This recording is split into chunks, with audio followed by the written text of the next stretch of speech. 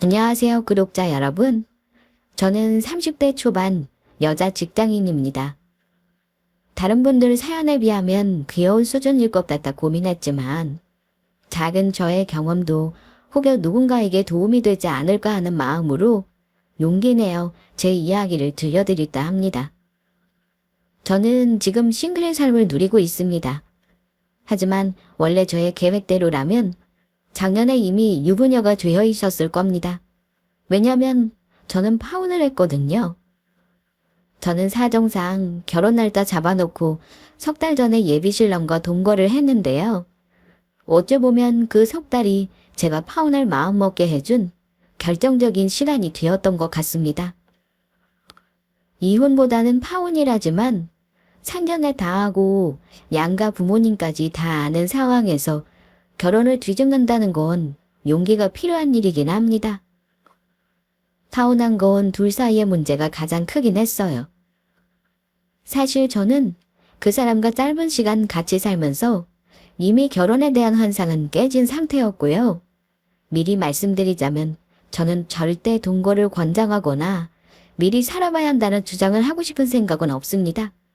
다만 짧은 시간 동안 예비 남편과 살면서 연애할 때는 전혀 몰랐던 모습을 알게 되었다는 정도만 말씀드리고 싶어요. 4년이라는 교제 기간이 결코 짧은 시간이 아님에도 파혼이라는 결정을 내린 가장 큰 이유는 경제적인 이유였습니다. 여러분은 결혼 전 배우자의 재산에 대해 어떻게 생각하시나요? 이 문제의 정답은 없을 것 같아요. 각자 가치관에 따라 다르겠죠.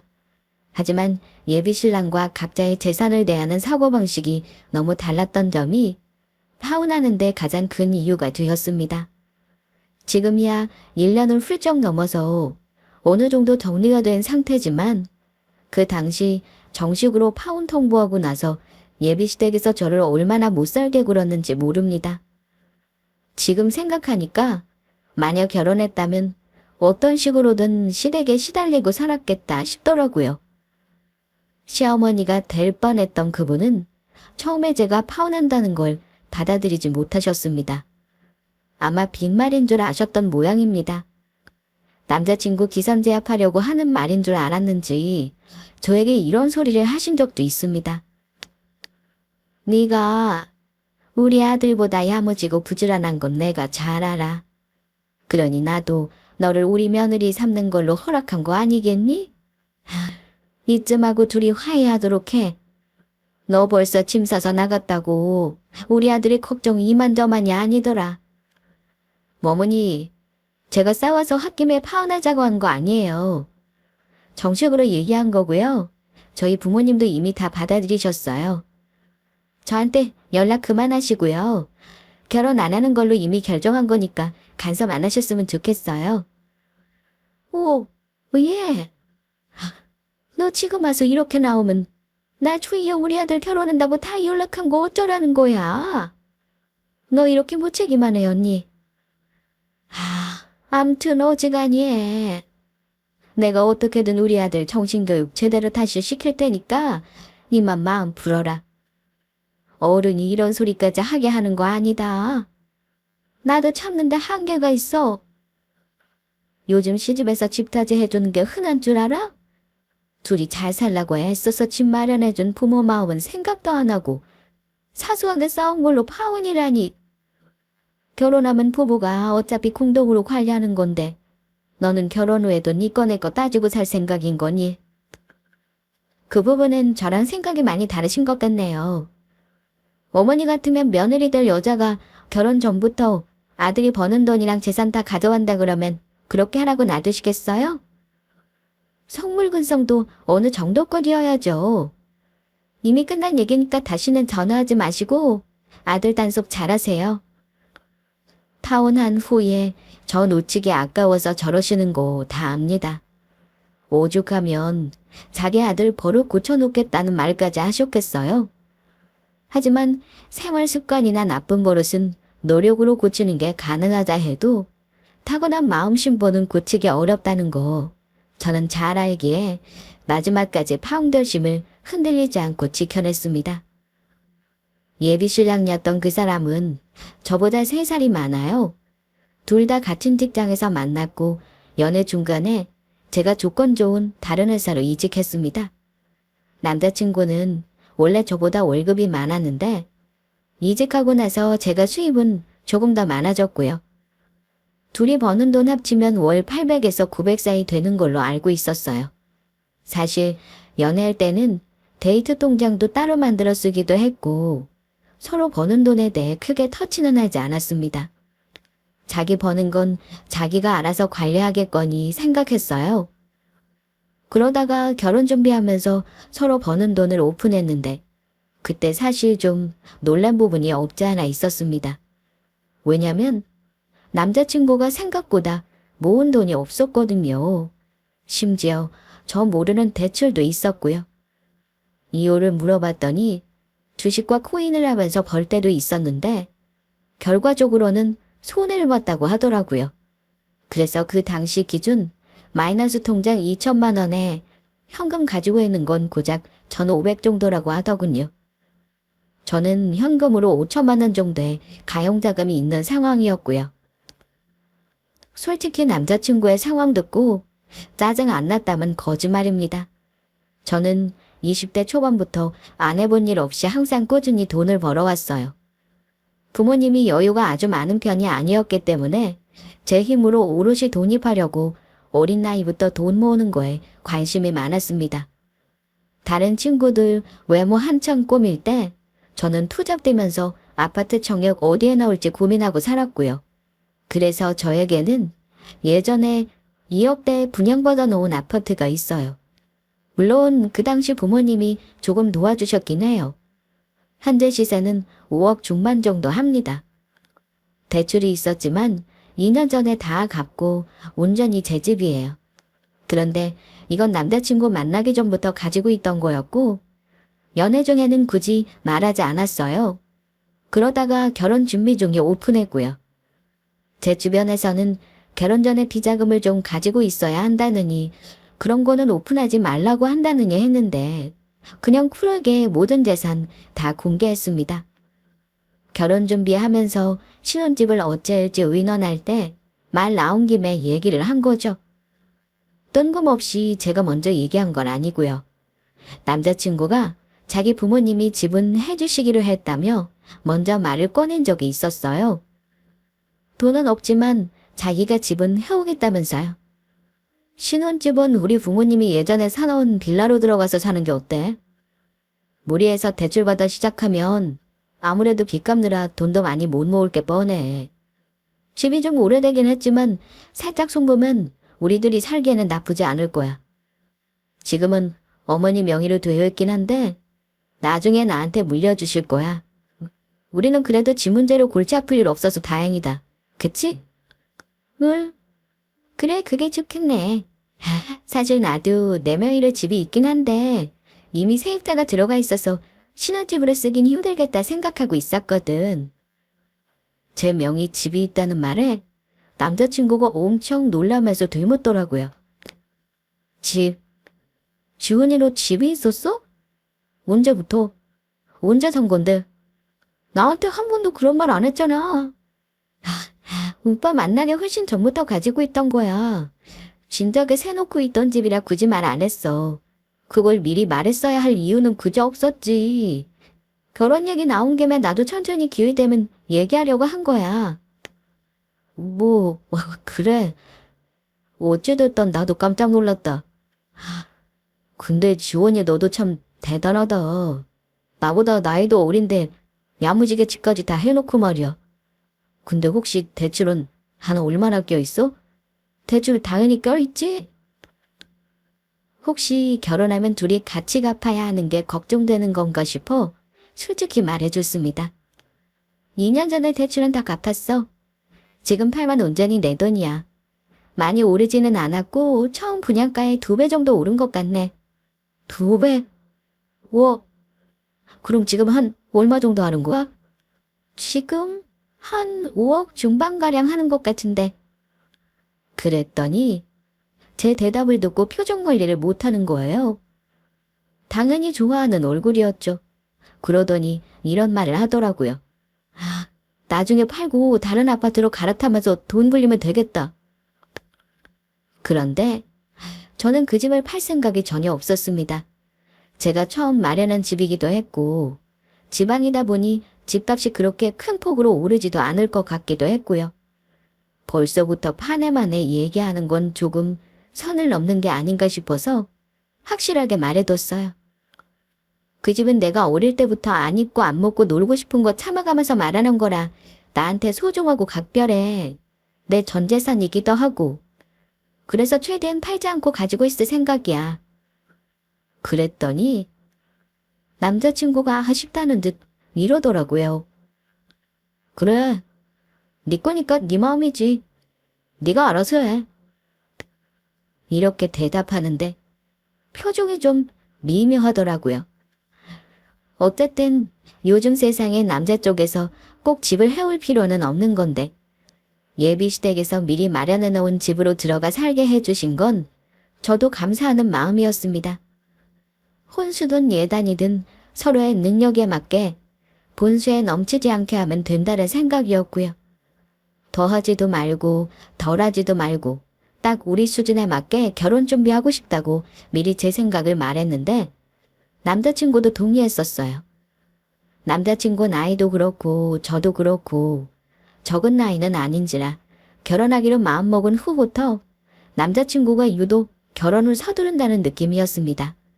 물론 나중에 보니 그 인간이 결혼 서두르는 데는 다 이유가 있었더라고요. 일단 결혼 전 양가 부모님에게 무난하게 인사도 드렸고 저희 부모님도 남자친구 부모님도 딱히 반대 없이 허락하셨어요. 사실 결혼 말 나오기 전부터 저는 예비시댁에 종종 방문해 인사를 드리거나 식사를 한 적이 있었습니다.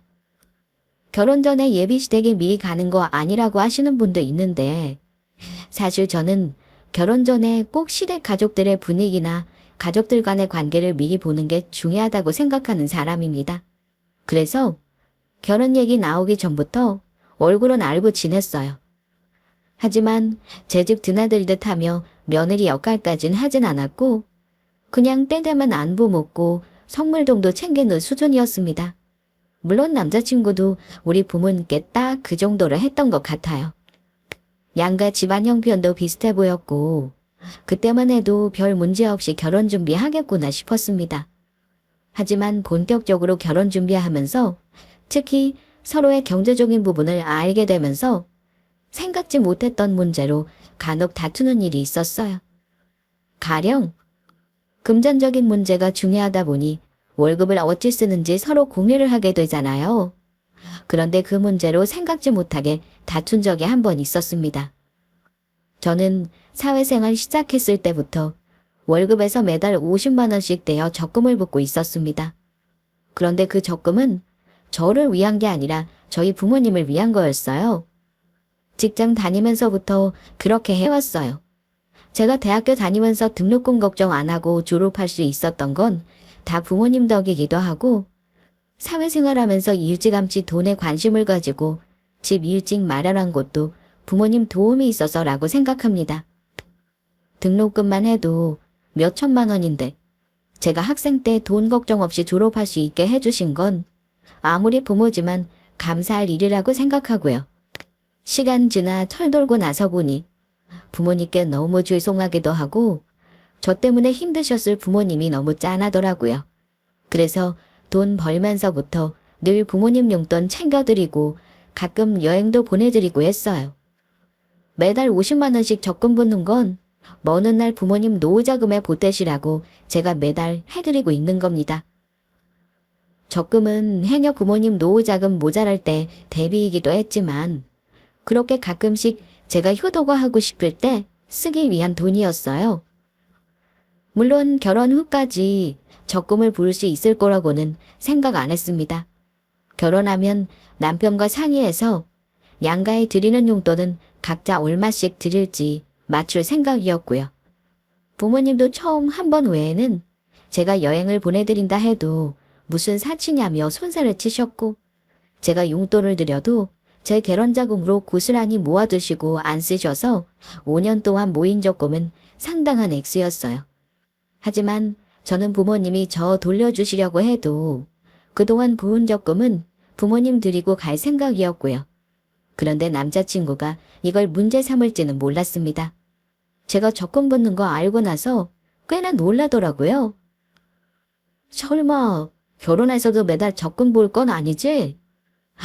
근데 그렇게 많은 돈을 너희 부모님 다 드리고 갈 필요 있어? 내가 집도 해오는데 당연히 너도 결혼 비용을 더 보태는 게 나은 거 아닌가? 기분 나쁘게 듣지 마. 근데 우리 부모님이 집 해두신 거 생각해봐. 나는 집에서 받기만 하는데 너는 편안하게 시집 오면서 부모한테 돈도 드리고 온다니까 좀 불공평하다는 생각이 드네?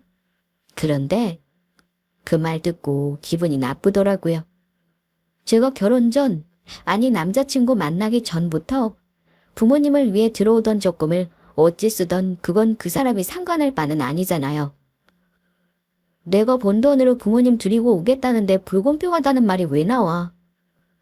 자기가 집 해온다는 이유로 내가 버는 돈 다 저당 잡혀야 하는 건 아니잖아. 그리고 결혼할 때 우리 부모님이 손 놓고 있으실 것도 아니고 보태주실 생각도 하고 계셔. 이건 당연히 우리 부모님 드리고 올 거야. 자기는 부모님이 집 해주는 거 말고 솔직히 현금 가지고 있는 거 얼마 없잖아. 혼수랑 결혼 비용 내가 더 많이 쓰게 될 텐데 그런 건 생각 안 해. 그랬더니 찍소리 못 하더라고요. 솔직히 그때 기분이 정말 안 좋았지만 결혼 전이고 아직은 남이니까 그렇게 생각할 수 있겠다 하고 참으려고 애썼습니다. 그런데 정작 그 사람은 제가 드린다는 적금이 계속 아깝고 포기가 안 되었나 봐요. 계속 저에게 우리 엄마가 집 해주시니까 나도 그럼 돈 모은 거 다 드리고 갈까 봐. 너도 부모님한테 그렇게 드리는데 나는 받기만 하잖아. 이런 말을 한다던가 결혼 계획 논의를 할 때마다 지나가는 말하듯이 트집을 잡더라고요. 너 적금 모은 거 꼭 장모한테 다 드리고 가요. 어차피 결혼 비용 보태줄 생각도 하신다며. 그럼 그 돈 받은 셈 치고 적금 그냥 우리가 가지면 안 되는 거야. 이런 식으로 얘기를 하는데 너무 짜증이 나더라고요. 자기 부모님이 팁 해주신다고 했으니까 나도 돈 많이 들이는 결혼할 거라는 뉘앙스의 말을 계속 하는 겁니다. 누가 들으면 대단한 집 해주시는 줄 알겠지만 그렇지도 않아요. 말씀드렸지만 20년 된 빌라 팔아봤자 2억도 안 되는 거, 그것도 시모 명의로 되어 있는 거 욕심 하나 안 납니다. 제 명의로 된 아파트에서 사정이 안 돼 못 사는 거지. 그렇게 유세 떠는 거 보느니 대출받아서 전세 사는 게 낫다 싶었어요. 그래서 큰맘 먹고 제 입장을 얘기했어요. 이 문제 가지고 물고 늘어지는 거. 솔직히 나 정말 기분 안 좋아. 내가 다른 건 몰라도 우리 부모님 욕되게 하는 거 싫어하는 거 알지? 자기 부모님은 그렇게 애틋하게 생각하면서 내가 내 부모님 생각해서 모은 돈 가지고 아깝다는 식으로 계속 이렇게 나오면 나는 결혼하는 것도 다시 고려해 볼 거야. 결혼 전에도 일하면 결혼해서도 계속 속삭일 테니까 말이야. 이렇게 말했더니 펄쩍 뛰면서 뭘 그렇게 극단적으로 말하고 그래. 그냥 너에 비해서 내가 우리 부모님한테 해드리는 게 없어서 그런 거지. 그렇게 들렸다면 미안해. 이렇게 바로 꼬리를 내리긴 하더라고요. 일단 사과를 했으니 본인 잘못을 알았으리라고 생각했고 정말 파혼하고 싶었던 거 참고 한 번은 넘어갔습니다. 그날 그렇게 넘어가고 나서 그 문제로 제 마음을 불편하게 하는 일은 더 이상 없었습니다. 그래서 저도 점차 기분 나빴던 거 기억 저편으로 없애버리려고 했고요. 하지만 그게 결국 그냥 넘어갈 일이 아니었더라고요. 그때 보였던 예비신랑의 속물 근성이 나중에는 노골적으로 드러났으니까요. 그걸 몰랐던 게 너무 후회가 됩니다. 본격적으로 결혼 준비하면서 신혼집 문제가 미리 해결되었다 보니까 사실 다른 건 그리 힘들 게 없었습니다. 양가 부모님 상견례도 했고 그 자리에서 결혼날도 잡았어요. 결혼날까지 잡은 후에는 본격적으로 신혼살림을 마련하기 시작했는데요. 저는 대략 2천만 원가량을 예산으로 생각하고 있었습니다. 저희는 양가 부모님 허락하에 시댁에서 마련해 두신 신혼집에 결혼 석 달을 남겨두고 들어가 살게 되었어요. 짧은 기간이긴 해도 결혼 전 동거가 되겠네요. 이것도 제가 처음부터 원한 건 아니고 남자친구가 강력하게 주장한 겁니다. 남자친구가 친정 부모님 조르고 졸라서 미리 들어가서 살게 된 거예요. 어차피 빈집이었으니 미리 손보고 사님도 차근히 들여놓자 싶어 저도 오케이 한 거고요. 그런데 남자친구가 저한테 이런 말을 하는 겁니다. 어차피 같이 사는 거 우리 혼인신고도 미리 해버릴까? 혼인신고를 미리 하자길래 저는 그건 아니다 싶어 거절했어요. 뭐 결혼도 하기 전에 무슨 혼인신고야. 같이 산다고 너무 막 나가는 거 아니야. 혼인신고는 결혼하고 나서 하자. 신혼집 미리 차리는 것까지는 상관없는데 혼인신고는 급할 거 없다고 생각해. 설마 너 결혼하고 나서 나 하는 거 봐서 하겠다 그런 생각 가지고 있는 건 아니지? 뭐 네 생각이 그렇다면 좋아. 근데 너도 분명히 알아도 나는 결혼하고 나서까지 서로 재느라 혼인신고 늦게 할 생각은 전혀 없다. 이렇게 말을 하더라고요. 혼인신고부터 하자고 여러 번 말하는 거 그건 제가 안 들어줬습니다. 지금 생각하면 천만다행인 일이었지만요. 결혼도 서두르고 왜 그리 미리부터 살자고 보채고 혼인신고까지 하자고 했는지 그때는 몰랐네요. 그게 다 그 인간 꿍꿍이가 있었다는 걸요. 어쨌든 결혼 날짜가 임박하고 제가 신혼집에 들어와 살기 시작하면서 예비신랑은 저를 완전 자기 사람으로 생각하는 듯 했습니다. 결혼할 사이니 당연하고 기쁜 일이라 해야 하는 건데 문제는 전혀 좋은 방향으로 일이 흘러가지 않았다는 데 있었습니다.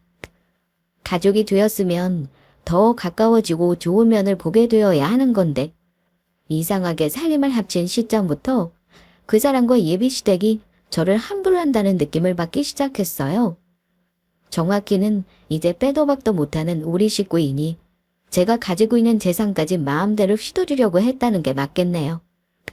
하필 돈 들여서 가구랑 가전 다 들여놓은 후에야 예비 남편은 본색을 드러내기 시작했습니다. 시작이 뭐였냐면요. 결혼 앞두고 친정 부모님과 제주도로 가족여행을 다녀온 후였어요. 아마 제가 우리 부모님께 효도하는 게 내심 마음에 걸렸던 건지 어느 날 저에게 이러더라고요. 저기 지원아, 우리 부모님도 결혼 전에 여행 한번 보내드리고 싶어. 요즘 해외여행 어려우니까 나도 제주도 한번 보내드리고 싶은데 돈이 좀 모자라네? 혹시 네가 부모님 적금 드리기로 한 돈에서 좀 보태줄 수 있어? 그래줄 수 있지. 대신 내 돈은 결혼하면 전부 너한테 줄게. 지금은 내가 여유가 없어서 그래. 부탁 좀 하자. 응. 이러는데 순간 훅 하고 뭐가 치밀어 오르더라고요. 차라리 그냥 보태달라고 했으면 그냥 미래의 시부모님이니 조금 찜찜하긴 해도 보탰을 겁니다. 그런데 콕 찍어서 제가 부모님 드리기로 한 적금에서 보태달라고 하니까 너무 화가 났어요. 제가 우리 부모님께 드리는 돈이 어떤 의미인지 타원이라는 단어까지 꺼내면서 설명했는데 뭐 이런 인간이 있나 싶더라고요. 뭐 우리 부모님이랑 여행 가는데 오빠가 보태준 것도 없으면서 내가 왜 그래야 하는 건데. 자기는 부모님한테 말로만 효도하고 싶다고 하고 효도하는 것도 없잖아. 본인 사고 싶은 거 다 사고 살면서 대체 나한테 왜 말하는 거야. 그것도 내 적금을 깨서 보태라니. 말이 되는 소리야. 자기 쓰는 돈 조금만 아껴도 부모님 여행 보내드리고도 남겠다.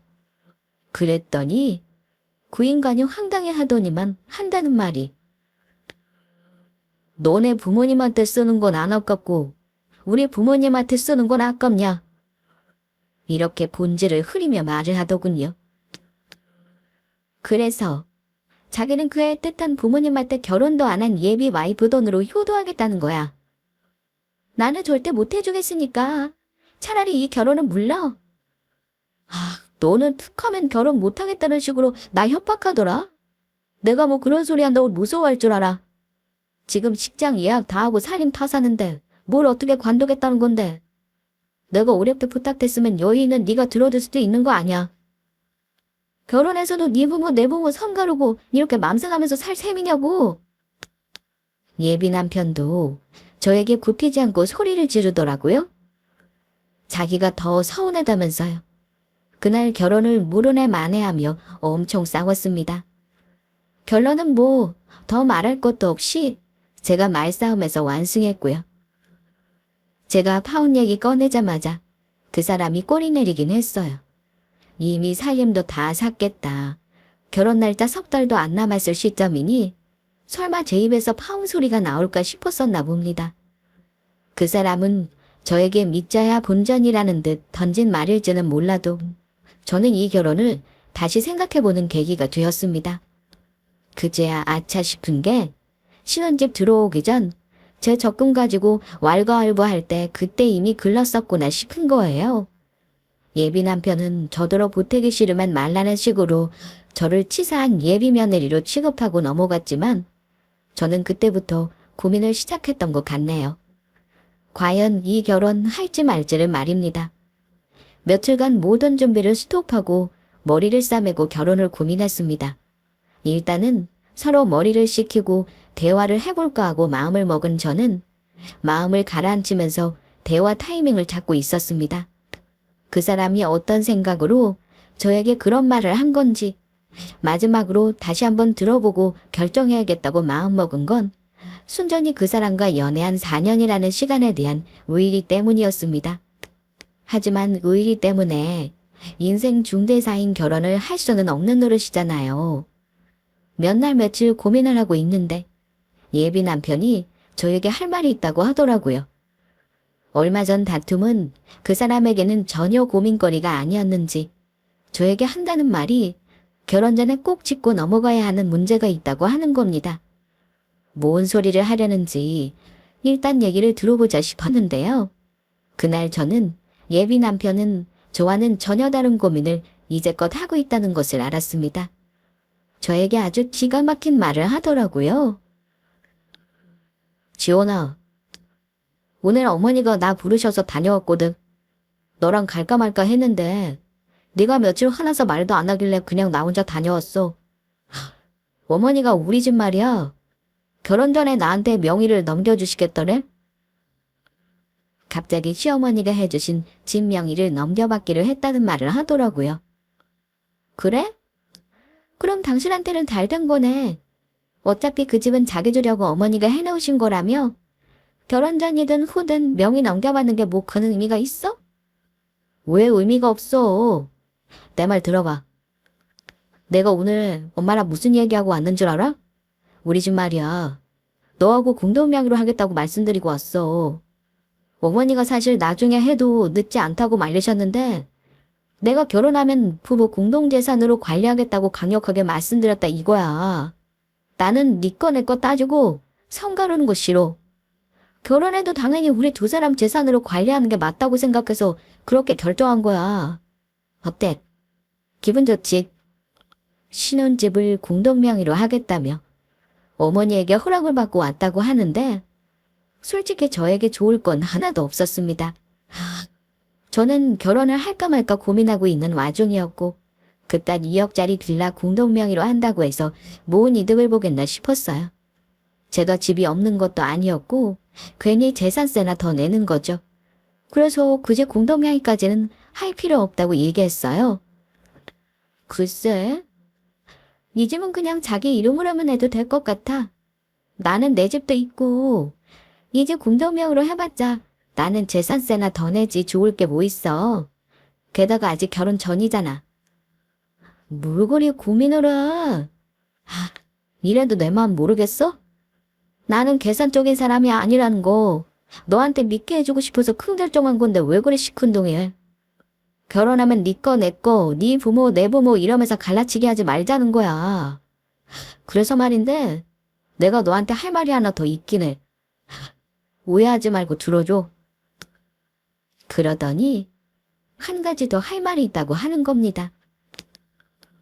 네 아파트 말이야.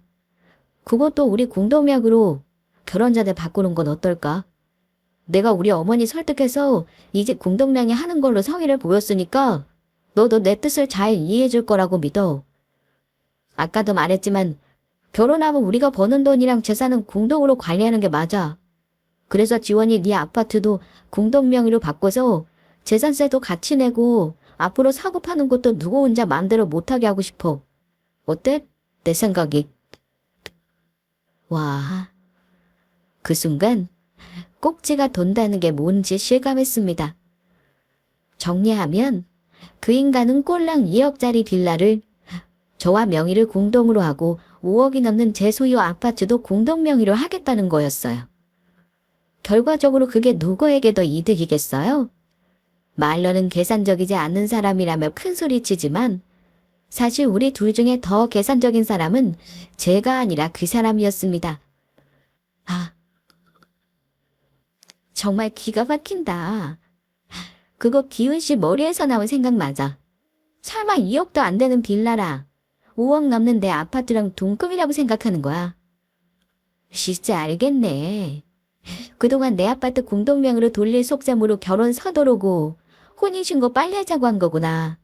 툭 하면 내 돈 탐내고 자기 부모한테 여행비 보태라고 알아봤어야 하는 건데. 아, 정말 소름 끼친다. 난 싫어. 아직 결혼도 안 했으니까 결혼 엎으면 그만이지. 내가 왜 힘들냐 마련한 내 재산을 자기랑 나눠야 하는 건데. 웃기는 소리 하지 마.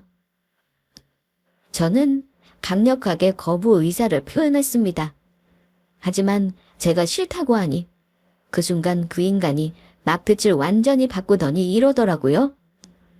야, 그래서 지금 결혼을 때려치우기라도 하겠다는 거야? 아, 이제 못 물려. 살림 다 들여놨고 종잣돈 거 다 찍었는데 어쩌려는 건데? 내가 지금 당장 결정하라는 거 아니잖아. 결혼하고 나서 결정해도 되는 건데 생각해볼 가치도 없다는 듯이 자르는 건 너무한 거 아니야. 도대체 내가 이걸 왜 고민해야 하는 건지 모르겠다. 결혼 전 재산을 왜 공동으로 해야 하는 건데. 자기네 부모님이 해주신 신혼집 내가 언제 욕심부린 적 있어. 공동명의에 공짜도 꺼낸 적 없어. 근데 오늘 보니까 자기는 내 아파트 공동명의 하려는 거 예전부터 계획했겠구나 싶네. 나는 절대 못해줘. 2억짜리 집이랑 5억짜리 집이 같냐. 너나 이 집에서 혼자 살아. 그동안 만난 시간 때문에 고민한 내가 바보다. 나는 이 결혼 안 해. 살림 들여놓은 거 전부 빼서 팔아버릴 거니까 그렇게 알아. 전부 다 취소할 거야.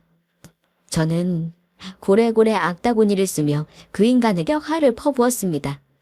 제가 생각보다 화를 내고 파혼 얘기를 서슴없이 하자 살짝 당황하는 것 같았는데 이내 이러더라고요. 나야말로 실망이다. 너는 저번에도 우리 부모님한테 돈 쓰는 거 아까워하더니 집 가지고도 유세냐. 내 집은 싸구려라 싫다 이거야. 아, 내가 꼭 네 아파트가 탐나서 그런다고 착각하는가 본데 나는 전혀 그런 의도 없었어. 순수하게 우리 사로 출발하자는 의미로 얘기한 거라고. 순수? 순수 좋아하네. 내가 모은 돈 탐내고 우리 부모님 주는 거 아까워한 게 누군데래. 그때 알아봤어야 하는데. 결국은 내 집까지 탐내는 거 보니 정신이 차려진다. 길게 얘기할 거 없어. 파혼해. 너는 파혼이 그렇게 쉽냐? 좋아. 우리 네 마음대로 해봐. 그 사람도 화가 나서 마음대로 하라니까 더 거리낄 것도 없었습니다. 저는 대충 짐을 싸서 그날로 신혼집에서 나와버렸어요. 고민할 것도 없이 바로 친정으로 와서 파혼하겠다 말씀드렸습니다. 그리고는 다음날 식장이며 신혼여행이며 전부 취소했어요. 그리고 집에 들여놓은 살림도 전부 중고 카페에 매물로 내놓을 생각이었습니다. 사실 이렇게 결혼 없는다는 걸 빨리 결정하게 될 줄은 몰랐어요. 제일 마음에 걸렸던 게 부모님이었는데 그날 싸우고 신혼집을 나와버리니까 달리 방법이 없더라고요. 그런데 부모님 반응이 또 의외였습니다. 저는 부모님이 말리실 줄 알았는데요. 짐 싸들고 온 저를 보고 뭔가 일이 있구나 여기신 엄마가 무슨 일이 있냐고 물으시더라고요. 그래서 그냥 말해버렸습니다. 파혼하고 헤어지겠다고요. 말하면서도 파혼은 저의 자발적인 결정이라는 것과 나는 괜찮다는 것, 그리고 그 인간이 제게 공동명의 운운하면서 아파트를 탐냈다는 것도 다 말씀드렸어요. 그리고 근래에 안 그래도 이 결혼을 해야 하는지에 대한 고민을 하고 있었다는 것도 얘기했고요. 그랬는데 엄마가 이러시는 거예요. 네가 생각했을 때 아니면 아닌 거지. 네가 괜찮다면 엄마는 상관없다. 네 뜻대로 해. 저는 엄마가 결혼 엎어진 거 굉장히 속상해하실 줄 알았거든요. 그런데 전혀 그런 반응이 아니어서 놀랐고 또 옆에 있던 아빠는 조금 안타까워 하시긴 했지만 아빠 생각도 엄마랑 같아. 인연이 아닌가 보지. 나중에 좋은 사람이 나타날 수도 있는 거고 우리는 괜찮으니까 너 하고 싶은 대로 해라. 네가 하는 결혼이니 네 의사가 제일 중요한 거 아니겠니?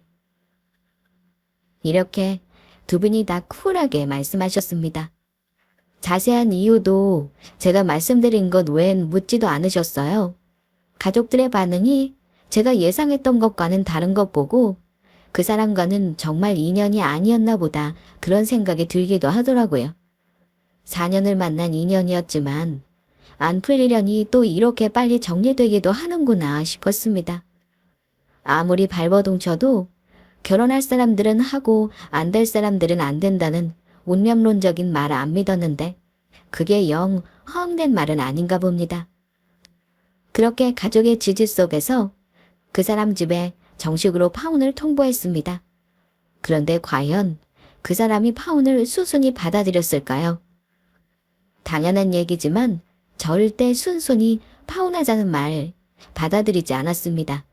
저는 정말 그 사람과 가족들 얼굴 보고 싶지 않았는데 신혼집 정리 때문에 어쩔 수 없이 만난 적이 있었어요. 꼭 할 말이 있다길래 친정아빠랑 남동생까지 대동하고 신혼집 근처 카페에서 그 인간을 만났습니다. 일단은 안전 이별하는 게 중요하다고 생각했고 둘 다 성인이니 마무리는 어떤 식으로든 하고 싶었습니다.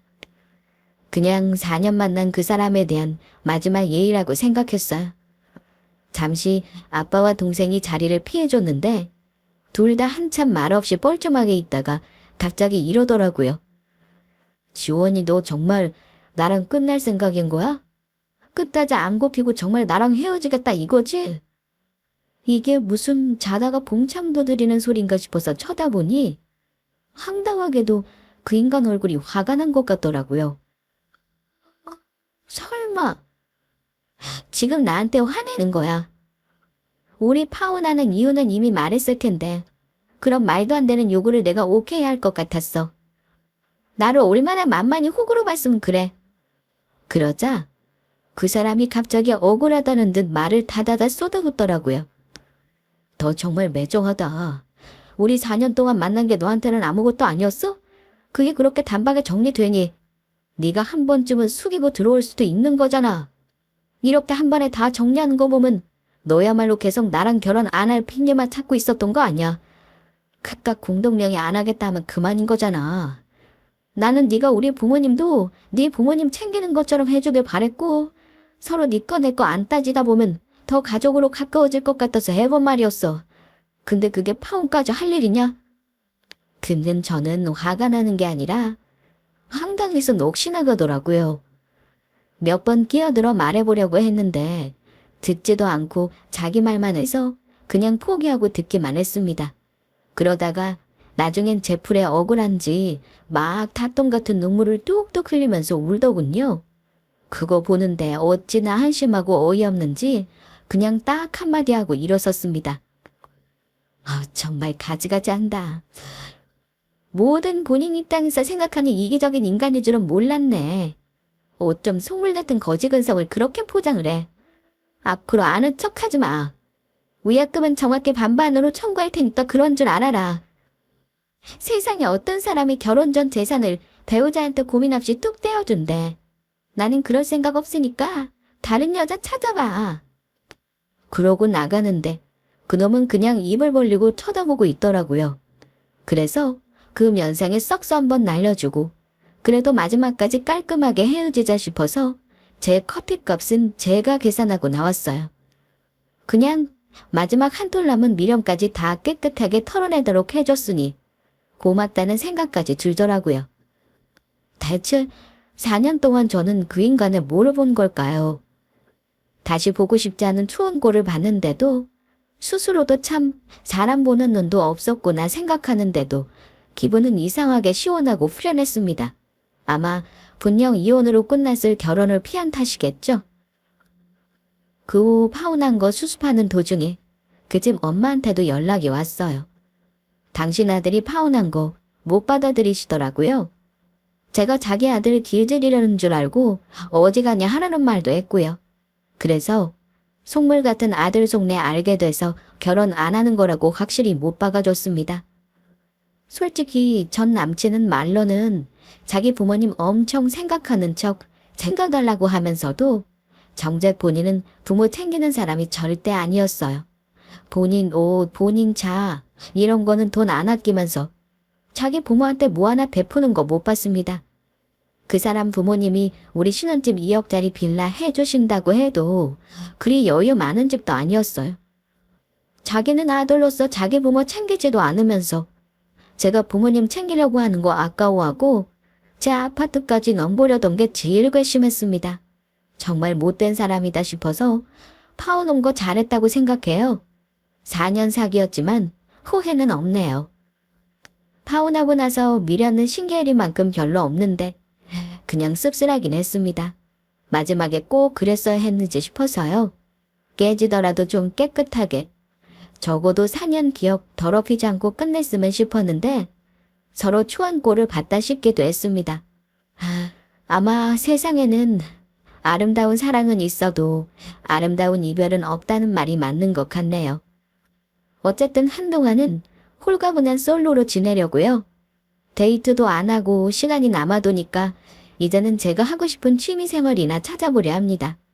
이렇게 사연을 털어놓으니 신기하게도 마음이 조금 풀리는 느낌입니다. 아무튼 제 파원 사연에 많이 공감해 주시고 조언 남겨주시길 바라면서 마무리해볼까 합니다. 끝까지 들어주신 구독자 여러분 감사합니다.